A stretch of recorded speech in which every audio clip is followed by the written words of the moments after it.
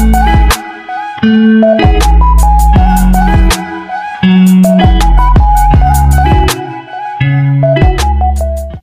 Bapak Ibu Saudara yang dikasihi dalam nama Tuhan Yesus Kristus. Semakin suatu benda dibawa kepada terang, maka semakin tampak jelas detailnya keadaan benda tersebut. Demikian juga kita, kalau kita berada dalam terang Tuhan, maka kita akan semakin tampak jelas diri kita yang sesungguhnya. Itulah sebabnya kita jangan main-main di hadapan Tuhan. Sebab segala sesuatu tampak jelas di hadapan Tuhan.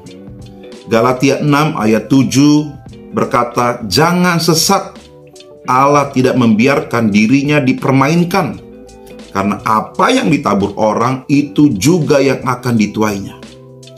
Firman Tuhan adalah pelita atau sumber terang yang dapat menyelidiki segala sesuatu di hati kita, di pikiran kita, di hidup kita.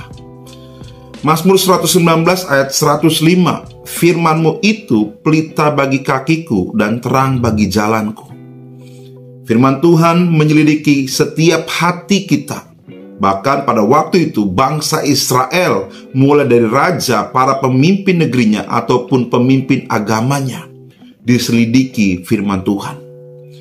Banyak di antara pemimpin Israel pada waktu itu berpikir bahwa Allah Israel telah meninggalkan mereka. Sebab itu mereka mencari petunjuk kepada berhala dan Allah bangsa asing. Mereka mulai bermain-main dengan Tuhan. Firman Tuhan katakan di dalam Keluaran 20 ayat 3 sampai dengan 5. "Jangan ada padamu Allah lain di hadapanku. Jangan membuat bagimu patung yang menyerupai apapun yang ada di langit di atas, atau yang ada di bumi di bawah, atau yang ada di dalam air di bawah bumi. Jangan sujud menyembah kepadanya atau beribadah kepadanya.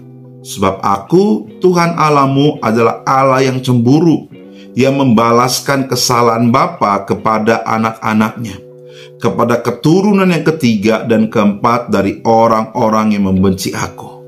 Betapa mengerikannya Bapak Ibu Saudara kalau kita bermain-main dengan Tuhan. Apabila kita menduakan Tuhan, wah, mengerikan sekali. Berhala apapun tidak akan dapat bertahan di hadapan kemuliaan Tuhan. Semua pasti kalah. Saat ini, apakah masih ada berhala-berhala yang kita sembunyikan? Masih adakah sesuatu yang lebih penting, yang lebih utama daripada Tuhan? Kalau ada, itu masih kita simpan sampai hari ini. Mari kita terbuka sama Tuhan. Kita lepaskan berhala-berhala itu. Roh Allah yang diberikan pada kita adalah cemburu. Artinya Tuhan tidak mau dinomorduakan dalam hidup kita. Apalagi kita sebagai suami atau istri, nggak mungkin, ya kan, mau diduakan. Tuhan Yesus juga mengingatkan bahwa kita tidak bisa hidup di dalam dua dunia atau dua Tuhan. Pasti kita akan terhilang. Kita mau pilih yang mana, ikut Tuhan atau ikut berhala. Jadi kita harus putuskan. Ingat Bapak Ibu Saudara, kita ini adalah buatan Tuhan, diciptakan untuk kemuliaan Tuhan saja. Kita harus senantiasa menyucikan diri dari pencemaran dunia ini, sehingga kita layak dan kita boleh menerima kemuliaan daripada Tuhan.